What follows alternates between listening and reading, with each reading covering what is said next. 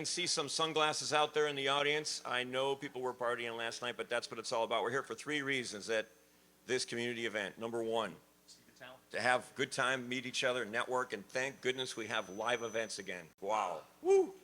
Number 2, learn, right? And Brian Page is going to share some wisdom today. Brian Page, I want you to introduce yourself, tell us about your organization, and thanks again for being here this morning. Thanks for having me.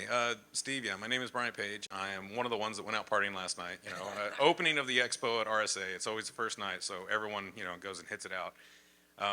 And the wife's from the area, so she knows all the little spots to go hide and all the interesting details. You know, we went out to the saloon, which is known for, you know, surviving the fires from the early 1900s because, well, the firefighters knew what they had to save, you know, before everything else. That is the oldest bar in San Francisco. So if you make it out that direction, go have a drink. They'll tell you everything about it. But yeah, thanks for having me out. I'm the Chief Technology Officer for XIOLOGIX. My background is I've got about 25 years in the industry. Started out in West Texas, Midland, setting up modem banks and radius servers for a dial-up ISP out there.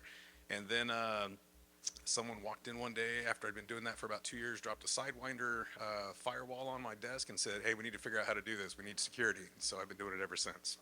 Fantastic. Well, thanks for that background. That gives everybody a little context, right?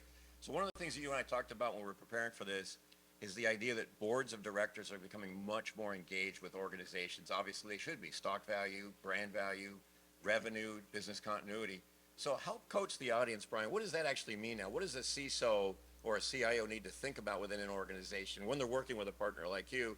How do you connect the dots between what the board is looking for and what that organization is getting as a value statement from you guys? I would say the first step is a risk assessment. And that's one of the things that, you know, open XDR tools, or that's the value in those types of tools. Because I can quickly go in, assess, and correlate lots of data points within the organization to align to, you know, name whatever, you know, group of compliance or regulatory requirements, you know, because everyone's got something to meet there. So having a tool like that to be able to, you know, say, oh, yep, here's where you're missing in PCI, here's where you're missing in GDPR, you know, here's where you're missing in HIPAA or high trust, you know, whatever your industry may be. And pulling all that together so that I can do an assessment within, you know, 1 to 2 weeks as opposed to months is highly valuable because the decision makers are wanting that information as quickly as possible. You know, we've been trained at this point that, you know, I should have all bits of information immediately. You know, I think Facebook and Twitter were probably the pushers of that type of mindset. But yeah, that's what I primarily use my open XDR tools for, is to pull that together and come in and say, okay, hey, within a week or two, here's your gap. Yeah, I think that makes a lot of sense. We're seeing that throughout the world, actually, because a lot of enterprises have been sold on different technologies, and if we go back in time, the isolated tools. And a lot of them don't talk to each other either, you know, and so then you're ended up with just more confusion, gaps. You've got more analysts, you've got more consultants coming in, you've got people pulling their hair out, and it's very aggravating. Absolutely. We hear about that's the old alert fatigue, chair fatigue, screen fatigue, whatever you want to call it. The long story short, though, is I think that's what people need is a coach, and they want a neutral coach to come in and say, where are my blind spots before you try to sell me something, right? So I think that's what partnering means to the CIOs I talk to, is not push, but educate first. So I think that's a brilliant strategy.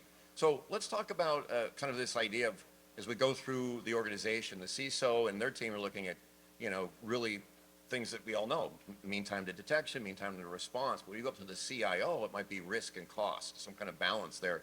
What kind of metrics are the boards looking for? Are they actually down to the revenue per minute of downtime kind of metric, or kind of walk through that stack of those 3 layers if you can? I mean, that's a lot to throw out to the room, but I think that's the kind of things people can take home and go, hey, I learned something from that presentation. Yeah, so, all right, I'm going to get up on my soapbox. Go for it, please. I want you on your soapbox. Brian, you're on a soapbox. Soapbox here. So, when it comes to key performance metrics, you know, that's hard because in our industry, we are always trying to measure an intangible point. You know, because nothing that we have can say I blocked this many or I prevented this many attacks. We don't know that that was actually an attack. And we also can't measure how many attacks did we not protect against. You know, that's something that we also can. So we have to put together these intangible measurements to a point that we have the capability to say, okay, here's something that we're taking and turning from a qualitative analysis into a quantitative measurement. We're trying to say with 90% certainty, we can say this. So what I tell people is when you're looking to create those key performance indicators, look for the ones that remove uncertainty of risk. If you can say, hey, we blocked or we prevented 20% more attacks from coming through. Okay, that's something that I can put in my head. I can write a number to it.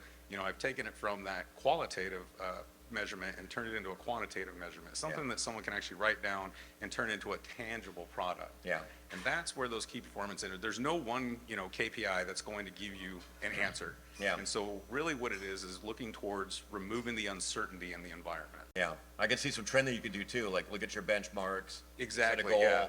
check it next quarter. How am I doing against those? And a benchmarks? lot of those, from even as an MSSP, looking at those particular metrics over a trended period is much more helpful than trying to continually measure that intangible product. Yeah, I think that's one of the frustrations with security is there's no right or wrong answer. It's very contextual, it's very situational, it's very time-based. Exactly. A lot of people say, am I secure? Yeah. I mean, you were 15 minutes ago when I checked it. I couldn't tell you now.